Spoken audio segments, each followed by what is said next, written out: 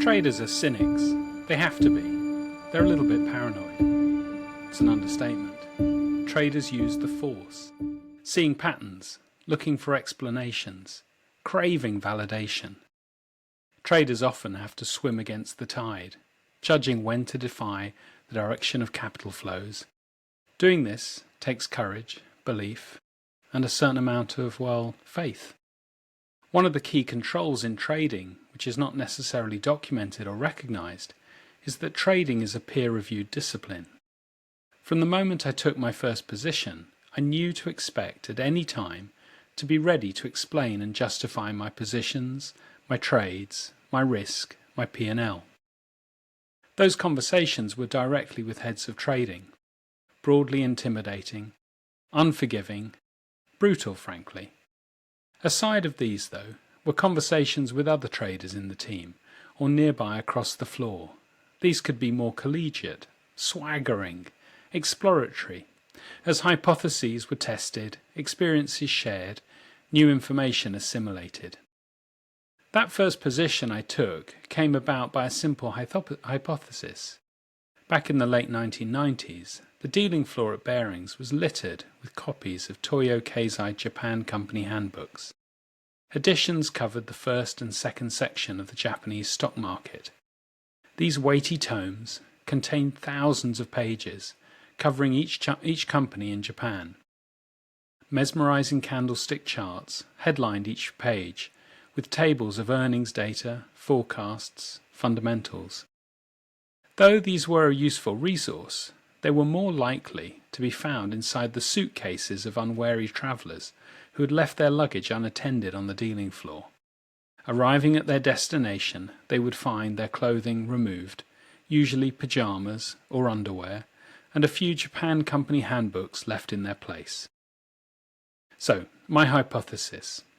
Well, it was to buy a portfolio of stocks with low price earnings, or PE ratios, and short these against a portfolio of stocks with high PE ratios.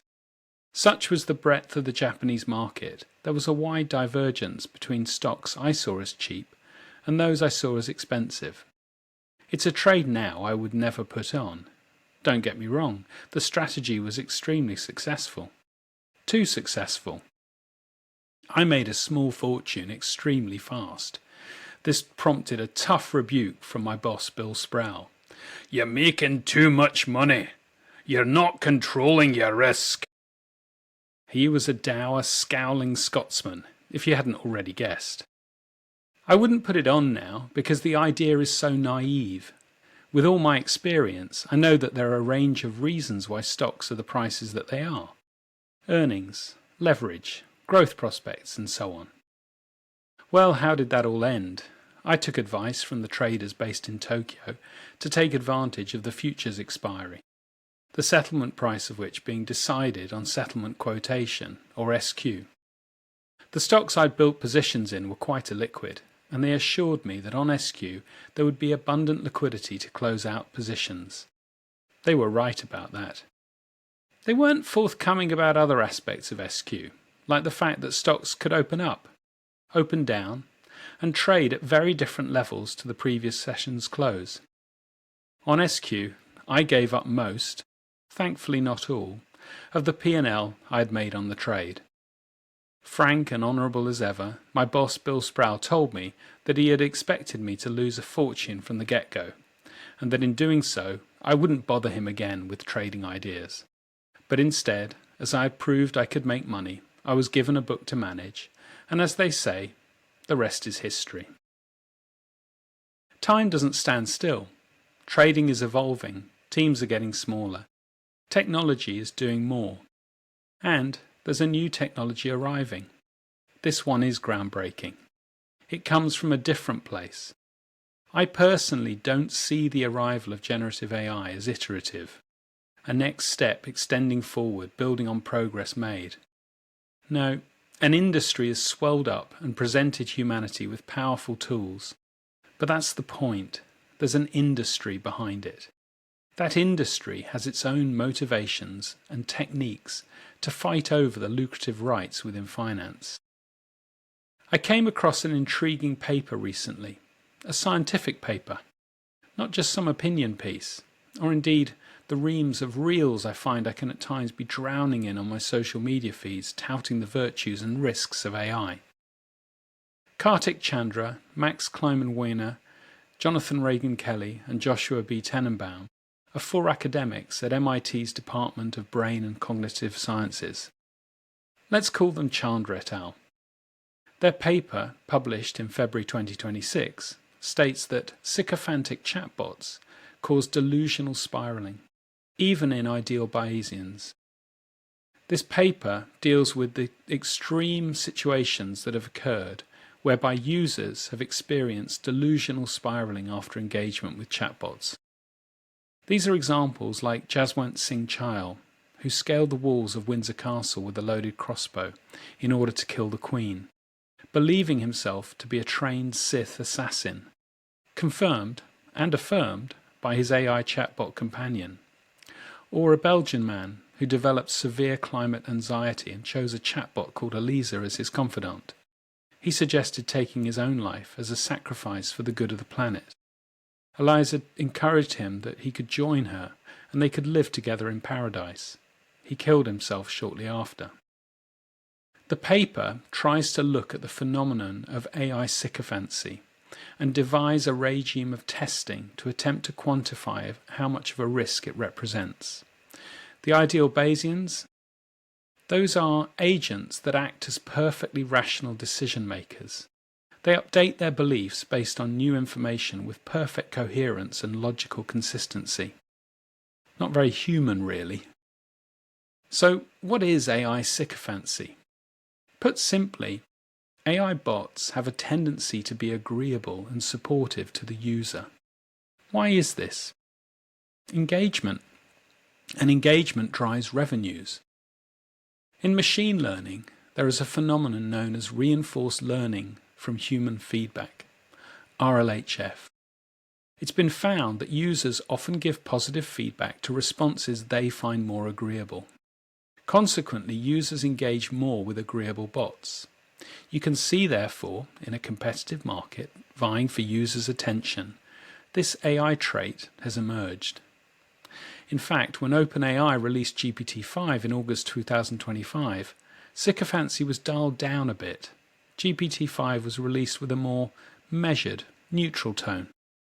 But you know what? Users complained. They felt the new version felt cold. OpenAI reversed and announced it had made GPT-5 warmer and friendlier again.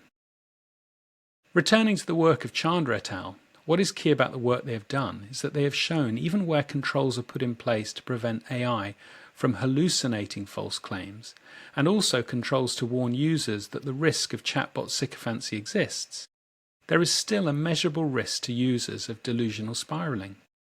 Remember, in the paper, these are ideal Bayesian users, not those with extreme vulnerabilities, for example. The former scenario is an intriguing one. In layman's terms, it is where the AI will not lie, but it has the ability to choose from the truth, which truth to present to the user. This creates a bias where AI tends to favour supportive truths. Chandra et al. Present graphical findings showing that with naive users and a hallucinating bot, the rate of catastrophic delusional spiralling using a non-sycophantic bot is comparable to the rate of spiralling occurring from a sycophantic factual bot with a naive user. Even where there's an informed user operating a factual bot, there is a rise in the rate of delusional spiralling. This is due to sycophancy.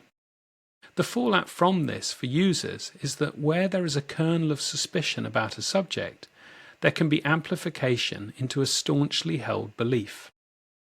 So, back to our traders. You know, the ones I said at the outset who are cynical, but then I said paradoxically they crave validation. We're complex things, us traders. You can see, well I can anyway, that as trading teams get smaller, there are naturally fewer cynical colleagues around to run things by, to test out those hypotheses, even to test out rules and accepted etiquette. Yes, before we run to compliance, which could leave us away from the desk for precious moments when you're managing risk, we'd ask around the team. We are putting stewards of risk in the arms of tools that, due to sycophancy, will support and entrench the trading user's trading strategy. Trading strategies are broad and changeable. Why do I worry about this? Well, I see some traders running deeper into strategies than they ordinarily would, literally and catastrophically doubling down until it's too late. The consequence, deeper losses. This should give first-line control teams pause to wonder, are our controls, developed over decades, fit for purpose in the modern AI trading world? You've been listening to the Skadi podcast. Till next time.